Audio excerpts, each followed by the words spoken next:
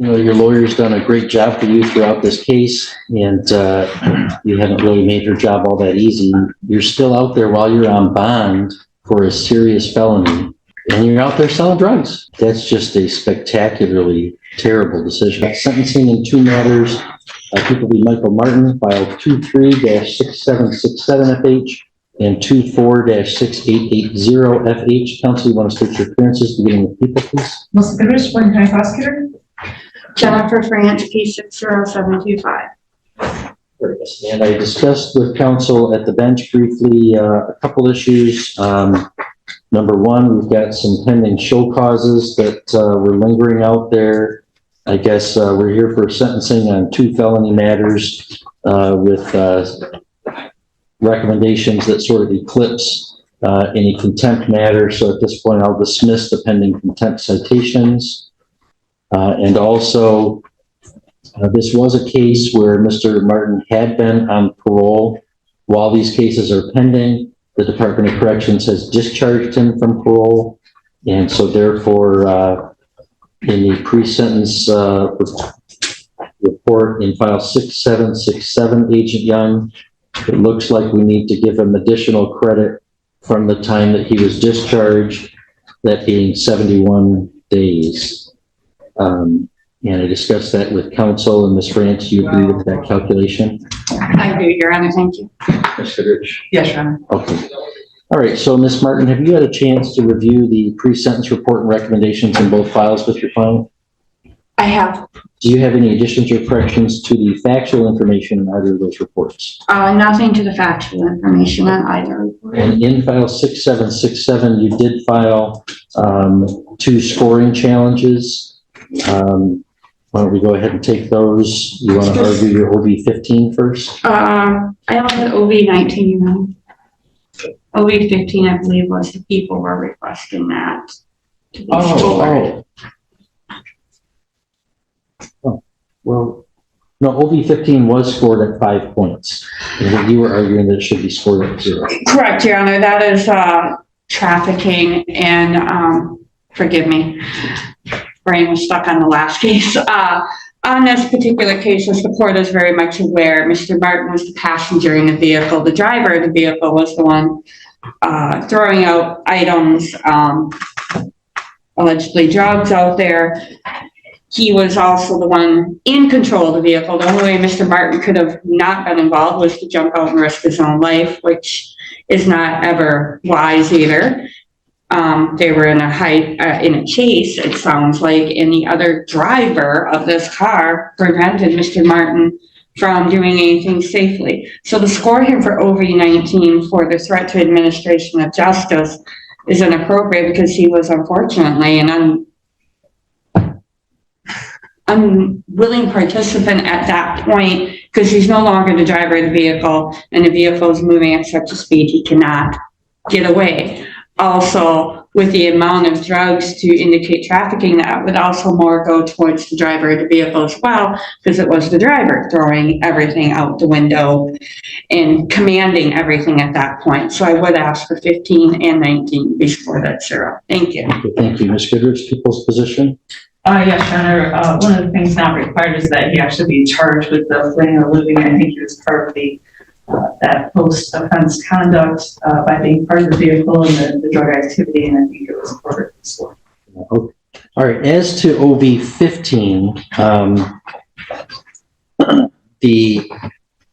it was scored at 5 points for the defense involved the delivery or possession with intent to deliver controlled substance or possession of controlled substance having a value or under circumstances as to indicate trafficking. Trafficking is defined as the sale or delivery of controlled substances on a continuing basis to one or more other individuals for further distribution.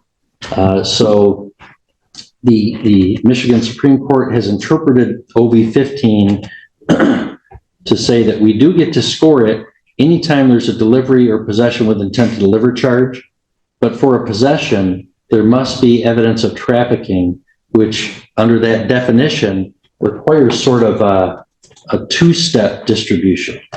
Trafficking is distributing, selling or delivering controlled substance on a continuing basis to somebody for the purpose of further distribution to yet another person. And because the sentencing offense is a possession, therefore that statutory definition of trafficking would have to be satisfied. I don't see any evidence of that. So OB 15, I would sustain the challenge and score OB 15 at 0 points. As to OB 19, during the chase of the vehicle, the pre-sentence report indicated that there were items being thrown out of the passenger side of the vehicle. I find that to be a sufficient preponderance of the evidence that Mr. Martin was indeed participating in the behavior of trying to destroy evidence before their apprehension, and that would be post-offense conduct is scorable under OB 19. So I would find that OB 19 is properly scored at 10 points for interfering with the administration of justice. So the total OB is 10 points. I believe that still retains it at OB level 2. Guidelines remain at 19 to 47 months. All right, Ms. Phillips, anything you want to say on behalf of your client in both matters? Thank you, Your Honor. As for my allocation for both cases, my recommendation is still going to be the same in both cases, Your Honor.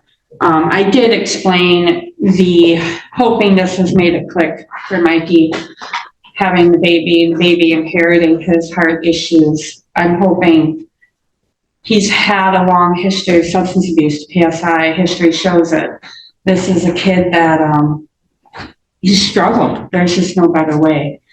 And he's got one or two choices to make right here and now, and that is put our big boy pants on, take care of our child, or do life on the installment plan in prison. Unfortunately, most courts would probably just say, well, too bad, so sad. Mr. Martin, your lawyer's done a great job for you throughout this case, and you haven't really made your job all that easy. While you've got a pending case for possession with intent to deliver methamphetamine, and should get you an outcome down to a possession, you're still out there while you're on bond for a serious felony, and you're out there selling drugs and saying it's a controlled buy-in to you while you're on bond in a drug case.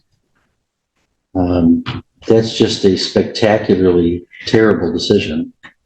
When I kind of back up and look at this case, your last sentence was 3 years in prison. So you're on parole from a sentence where you went to prison for 3 years. While on parole, you're involved with Mr. Sayers with enough methamphetamine that it was intent to deliver for sure. And then, the degree to which you're participating in the chase may be unclear, but you're definitely not a kidnapping victim here. You're tossing the drugs out the window. You're running wild out there while you're on parole. And then while you're on bond for that case, you end up, I don't know, there was a parole detainer, and then I think when they discharged it, so then they finally discharged you from parole, which Lord knows why the Department of Corrections would discharge you from parole when you committed a felony crime while on parole. I don't know why they don't wait around and, maybe return you to prison, but I think they like to say that their recidivism numbers are so low, they didn't return you to prison. You had a successful parole. Well, you had anything but a successful parole because you're out there involved in methamphetamine while you're on parole. So the parole detainer goes away and you go out in the community and you just continue to run wild and you're selling drugs and you're selling it to a CI.